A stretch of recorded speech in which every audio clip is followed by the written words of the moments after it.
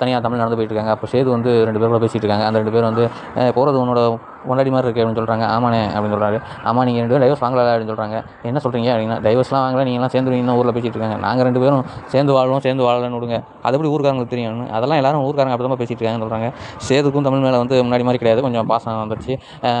சரி நான் கிளம்புறேன்னு சொல்லிட்டு அவர் திரும்பினவர் தமிழ்கிட்ட போய் நேரம் நிற்கிறாரு. என்ன இந்த பக்கம் நடந்து போயிட்டுருக்கு அப்படின்னு. இல்லை எனக்கு லேட் ஆகிடுச்சு, பஸ்ஸை விட்டுட்டேன், நான் இந்த பக்கம் கூடி ஷார்ட்கட்டில் போய் மெயின் ரோட்டில் போய் பஸ் ஏறலான்னு இருக்கேன் அப்படின்னு சொல்லுவாங்க. அப்படியா, நீங்கள் என்ன இந்த பக்கம் அப்படின்னு கேட்பாங்க.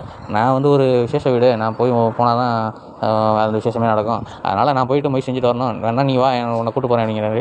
அதுக்கு சரிங்கிறாங்க தமிழ்.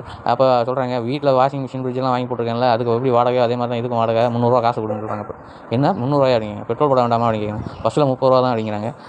பஸ்ஸில் வேணால் 30 தான் இருக்கும், ஆனால் நான் சொகுசாக உன்னை தனியாக வச்சுல கூட்டு போகிறேன், அதுக்கு 300 கொடு அப்படின்னு சொல்லி சொல்கிறாங்க. அது கலகலப்பாக வச்சு பேசி எடுத்துருக்காங்க அந்த சீன்லாம்.